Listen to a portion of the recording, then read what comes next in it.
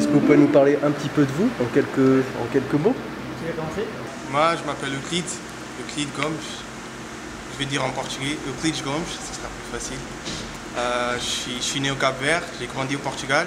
Et là, je suis en France pour un bon bout d'années, je pense. Et ça fait 3 ans que je suis là. Moi, je m'appelle Nicolas Vella, je suis italien, je suis sicilien de Palerme. Je suis arrivé à Paris il y a 5 ans, plus ou moins. Alors moi je m'appelle Souhail Mbappé, je suis bassiste, je suis de Paris, je suis né à Paris, d'origine camerounaise par mon père, qui est bassiste aussi, qui s'appelle Etienne Mbappé. Du coup je m'appelle Tis Rodriguez et je suis batteur, entre autres. Si Mayra était une couleur, C'est orange ou jaune? Oui, moi je le vois comme ça, orange ou jaune, Ouais, moi je dirais jaune. sans hésitation. T'as hésité quand même. Non, non, non. T'as hésité un peu quand même. Non, c'est la couleur de l'album. Bah oui. Donc, on n'a pas été très créatifs.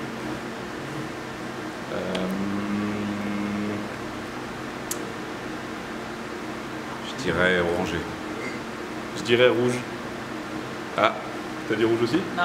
si elle était un animal, Vas-y. Moi je dirais une Lionne. lionne. Un chat. Ouais, je dirais Lyon aussi. Lyon. Ce serait, je vois un félin, peut-être pas une lionne, mais je vois un félin. Je ne saurais pas encore lequel. Mais bon, elle peut être d'autres choses aussi, je pense. Ouais. Elle a plusieurs côtés en fait. Ouais.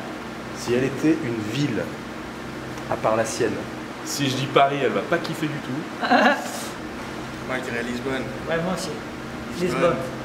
Bah ouais, Lisbonne, non? Ouais, si, Ah oui, Lisbonne. moi j'ai dit Lisbonne. Ouais, Lisbonne. Alors je connais pas la ville, mais je dirais Brazzaville, même si je la connais pas. si elle était un moment de la journée, Le moment qui caractérise le plus Mayra, c'est le moment où on est maintenant, c'est-à-dire les balances juste avant Ah le non. concert. Bah, comme tout le monde, l'après-midi, je pense. Ah bon? Ouais. Bah moi je pense que c'est le pas soir. forcément un moment de la journée en fait. C'est plutôt un moment de relax, de bon travail. Pour moi c'est détaché de tout quoi. Le début de soirée. quel est le plus beau concert que tu as assisté auquel tu as assisté dans ta vie? J'ai bien aimé un concert que j'ai vu de Grégory Porter au Grand Rex. J'ai vu 2 fois Grégory Porter et c'est des concerts qui Ah ouais? m'ont marqué. Ouais, à Paris, au Grand Salle de la Villette. Et le deuxième c'était dans un festival en Allemagne, on faisait la première partie. Et ben, c'est 2 concerts qui m'ont vraiment marqué pour sa générosité, c'était un super souvenir. Alors c'est vraiment pas les miens les plus beaux, je pense. Mon souvenir le plus beau, c'était un concert d'Isabelle Sorling, une chanteuse suédoise, au New Morning. Si. Et Mikael Kiwanuka en Suisse, au DOC à Lausanne. Et sinon, je m'en souviens très bien du concert que j'ai vu de Mayra Andrade quand j'avais 12-13 ans. J'étais gamin, je l'ai vu, j'étais encore au Portugal. Et ouais, aujourd'hui je joue pour elle et c'est vraiment... Mais ce concert-là, ça a été un grand concert parce que c'était le premier pour moi en tout cas. J'avais assisté comme ça en live. Est-ce qu'elle a un tic ou un rituel qu'on a le droit de dire? Mais elle se filme beaucoup avec son téléphone, elle aime bien. Ah Voilà. Est-ce que Peter Gabriel, le musicien, a raison de dire qu'un concert ou une tournée, c'est comme un soufflet? Il faut le faire monter, au début ça monte pas, et puis tout d'un coup en répétition ça monte, et tout d'un coup tout se cristallise. Clairement, il y a cette idée que ça monte en puissance. Au fur et à mesure des concerts, on a ce truc on a les automatismes qui arrivent et les surprises aussi, qu'on ne peut pas prévoir en répétition. Donc oui, les concerts, ouais. Au fil des concerts, ça s'améliore et la folie prend normalement. C'est comme si, au bout d'un moment, on était déconnecté un peu du monde et du coup, ça commence à se... Il y a tout le côté banal qui s'en va et on commence à triper tous ensemble et du coup, au moment où on est déconnecté, il y a des choses nouvelles qui se créent. Quelle est la chose la plus folle qu'un fan ait fait en concert avec vous, sur la tournée? Folle ou inattendue? Alors oui, je sais exactement. Il y a un monsieur qui, au bout du premier morceau, s'est levé au premier rang, Ah oui, qui a... Ah ouais, c'était génial. Il y avait des petites enceintes devant lui, toutes pourries, et il a tapé dessus, il a dit ça c'est de la merde, le son est pourri, faites quelque chose. Comme ça. Il a interrompu Mayra et il nous a obligés à revoir le son dès le premier morceau. C'était très courageux et du coup ça a détendu l'atmosphère. Ça a un peu brisé la glace. Ouais, exactement. Et du coup on a fait un super concert. Quel est des trois celui qui a le rapport le plus fétichiste à son instrument? C'est moi? Non. Le plus fétichiste à son instrument. Je pense que c'est un des deux là, parce qu'ils ils ont toujours très peur de laisser leurs instruments.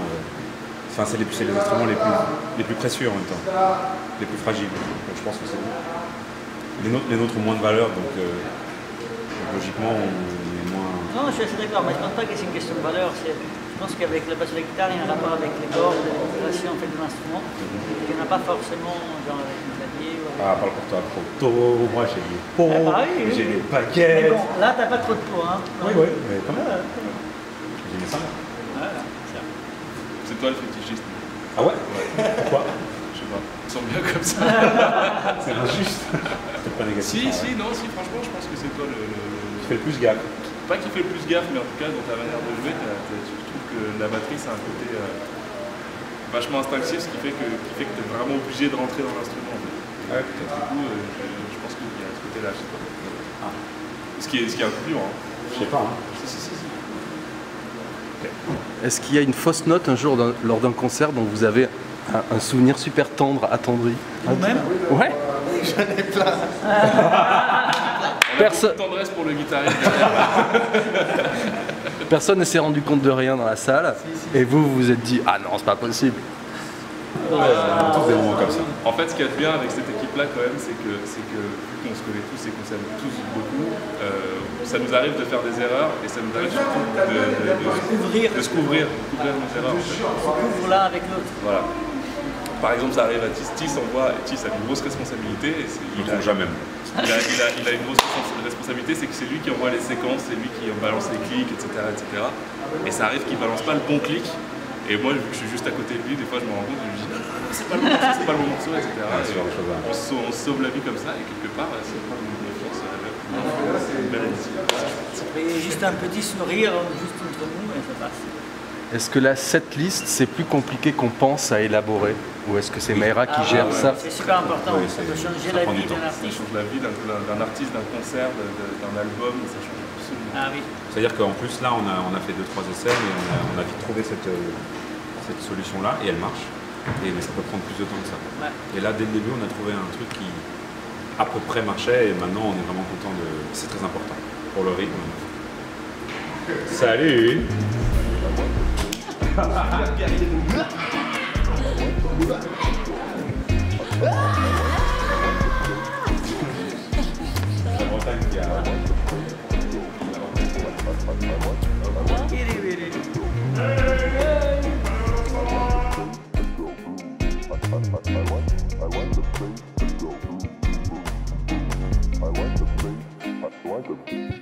Moose Badger.